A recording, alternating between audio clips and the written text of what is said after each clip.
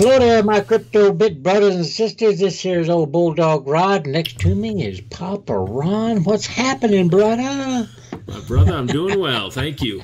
Well, good, man. I tell you, it's an exciting day today, man.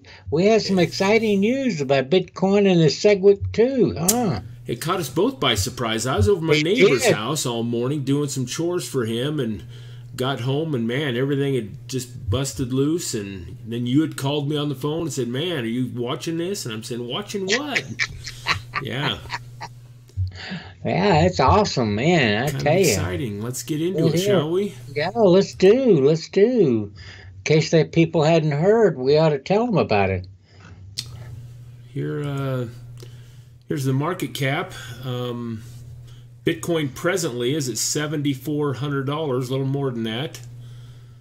Yeah, but earlier it was what? Hey, the dominance is back up to 60%. That had dropped earlier. Oh, it did. Yeah, it sure did. Now let's go into that just for a second, Rod, shall we? Yeah, let's do. I like to look at. I love to look at Bitcoin. In fact, I like to look at all the coins. Look at that spike, man. Let me drop this down here.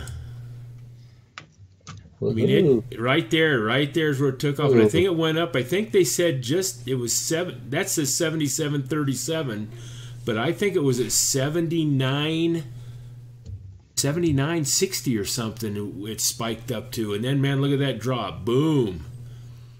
And folks, of course, you probably saw the thumbnail, and the reason being is that there was an announcement made today that the Bitcoin fork had been canceled. Whoa, that's the big news, baby. That's the big news. Yeah. And that's why Bitcoin's going down, because everybody's pulling their money out. Well, and yeah, if you look at the alts, I mean, God, they're all in the green. Not every one of it. Neo's up 15%. It was up 20 earlier. IOTA 20%. Yeah. 21% for EOS. I mean, there's some healthy jumps there. Yeah, there is. And of course, we're assuming that everybody bailed into Bitcoin because they wanted to get those free. Well, it's not really free, but they wanted to get the matching tokens. Yeah, double their money. Bitcoin 2X, the Segwit2X. And it didn't happen. No, now it's not going to happen. Let's go to a couple articles and kind of look. Oh, let's do that. That'd be fun. Yeah. Cool. Cool. These are both out of Crypto Coins News. Yeah, we love Crypto Coins News. Yeah. Bitcoin price flash crashes as market wrestles with Segwit2X Cancellation. You know, I got to make a comment here. Sure. I love how this thing's Bitcoin price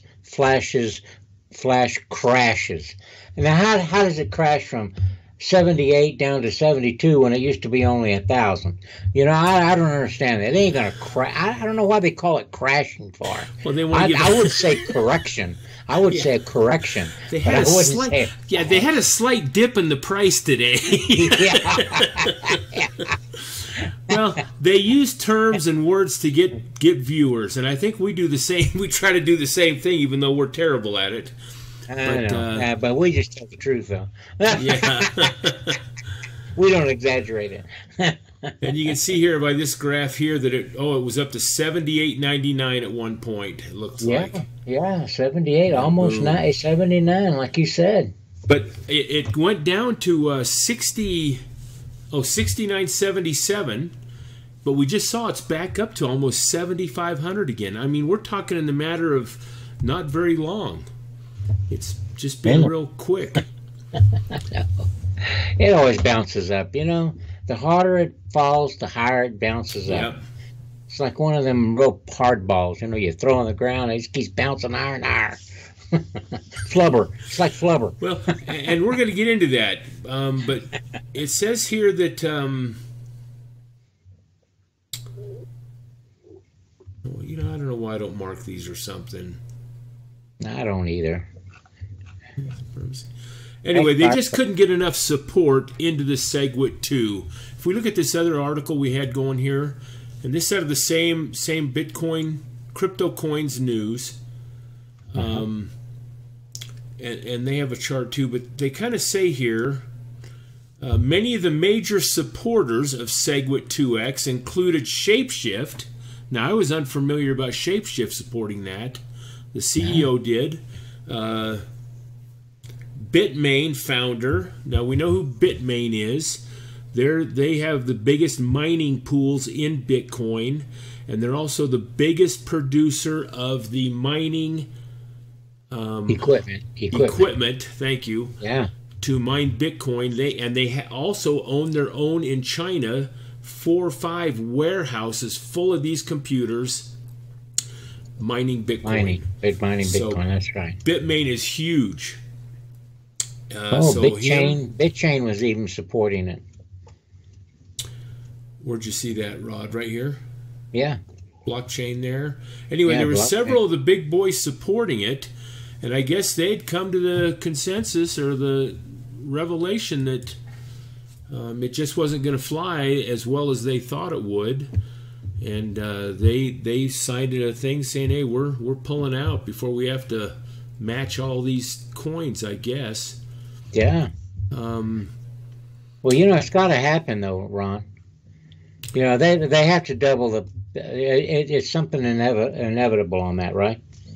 Well, yeah, and some of the articles have been saying, are they just delaying the inevitable, just like you put it, and because they're still saying Bitcoin is too slow, the transactions, and the way they want to solve it is by increasing the size of each block, like we talked the other day.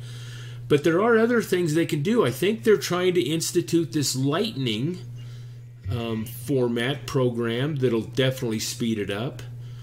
That would probably be the next thing then.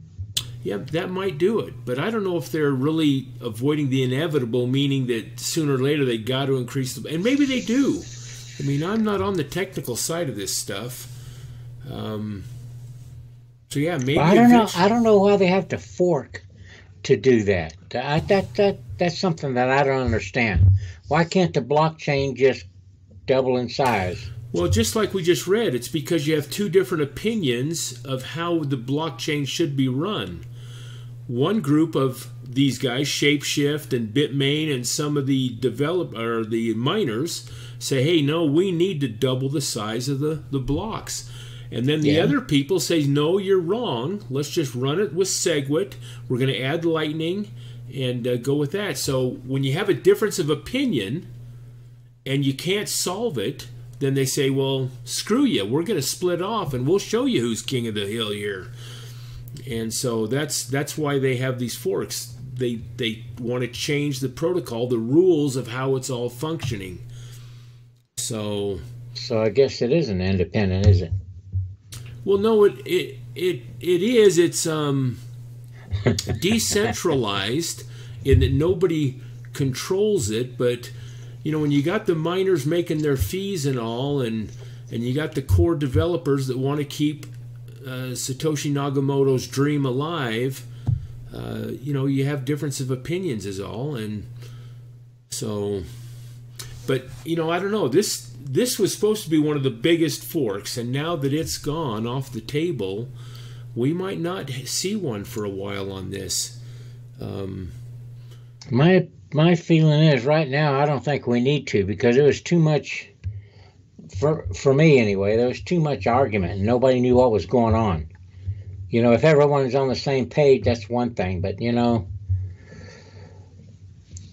like we talked yesterday, everybody has a difference of opinion, which is good, and that's what makes the world go around. But you got to have some common ground, to work on, and it didn't look like they had any. Well, but yes, and in the article they kind of said they don't want to risk dividing the community. They want to kind of keep it intact, and maybe they're just trying to do damage control now. I don't know, but it's like you said, it is better that we just say as a group, hey, come on, let's just make this work. I mean, if Bitcoin needs to speed up, then what are all the alternatives? Maybe as a community we can vote on that or something, but yeah, if the fees are too high, and the miners don't want to give that up, they like making those millions of dollars on their mining, so I don't know. Well, just a thought, and I'm just going to throw this out there because just a thought. If they're making a lot of money, and more power to them because they got a hell of a lot of money invested in all that equipment and stuff to mine this stuff. All right, so that's okay. But for the rest of us in the community, we're not doing too bad either on this money thing. So I can't see why we all can't get rich on this. Right. And I'll tell you something else. If they keep dicking around with all this and not, it's still growing like you just said, it's still growing like crazy in other countries. It is. But look at Bitcoin Cash that forked off. They're a lot faster than the Bitcoin that we're involved with. And so far they've proven to be really well. And so maybe Bitcoin Cash can be the everyday currency, or with Litecoin. If everybody gets hold of that could be another daily alternative to spend your coins. Yeah, but Litecoin ain't going nowhere. Not yet. Cash. But it's primed to. It can. Yeah. If everybody would jump, not everybody jump on it, but it could solve this speed of transaction and low costs. But it's just not hit the mainstream yet. Nope. So I'm just saying there is other alternatives that could solve this problem for Bitcoin, and then Bitcoin can still just be a good store of value, meaning that it's like your savings account and watch it grow, baby. That's right. That's what I'm doing. So, well, folks, we just want to let you folks aware of that it has been canceled. And I personally, Rod, think that we're going to see Bitcoin now continue to grow through the rest of this year and maybe hit that prediction. 10 grand by January 1st. Watch. I'm not trying to delay this video, but think about that. If we had a fork, maybe now that fork's over, maybe there will be substantial or just sustained growth through the next 60 days, and we'll hit that 10 grand.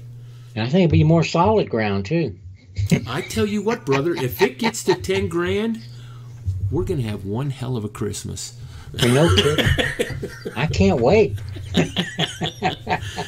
I need a good Christmas. Folks, thanks for tuning in to us. Yeah, thumbs up, and God bless you.